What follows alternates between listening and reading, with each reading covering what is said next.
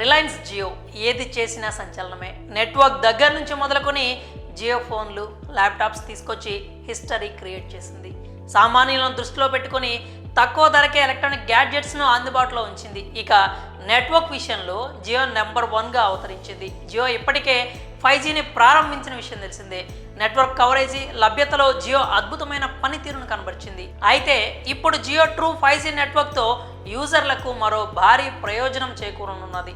Smart phone వాడేవారికి charging కష్టాలకు check పెట్టేలా Jio 5G యూస్ఫుల్గా ఉండనున్నది. Financial year 2025 రెండవ త్రైమాసికంలో రిలయన్స్ జియో తన ట్రూ 5G నెట్వర్క్లో ప్రత్యేక అప్గ్రేడ్ను ప్రకటించింది. ఇది బ్యాటరీ లైఫ్ను పెంచుతుందని కంపెనీ తెలిపింది.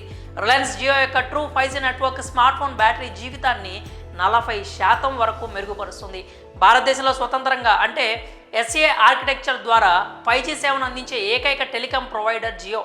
ఈ నెట్వర్క్ యొక్క గిగాబిట్ వేగం ఫోన్ యొక్క విద్యుత్ వినియోగాన్ని తగ్గిస్తుంది. ఇది బ్యాటరీ జీవితాన్ని 20 నుంచి 40% పెంచుతుంది. ఎయిర్టెల్ వంటి భారతదేశంలోని టెలికాం ప్రొవైడర్లు నాన్ స్టాండ్లోన్ యాక్సెస్ విధానాన్ని అనుసరిస్తున్నాయి.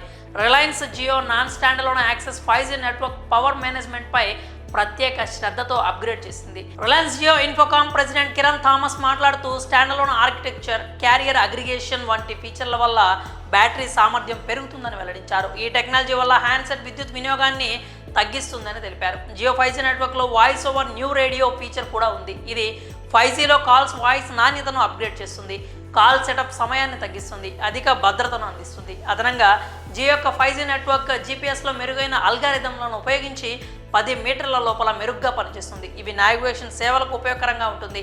టైమ్ డివిజన్ డూప్లెక్స్ సాంకేతిక సహాయంతో జియో బహుళ స్పెక్ట్రమ్ బ్యాండ్లలో నెట్వర్క్ అందించగలదు. దీని కారణంగా రద్దీ ప్రాంతాల్లో కూడా నెట్వర్క్ నాణ్యవంతంగా ఉంటుంది. ఈ మార్పులతో స్మార్ట్ ఫోన్ బ్యాటరీ లైఫ్ మెరుగుపడుతుందని జియో కంపెనీ వెల్లడించింది.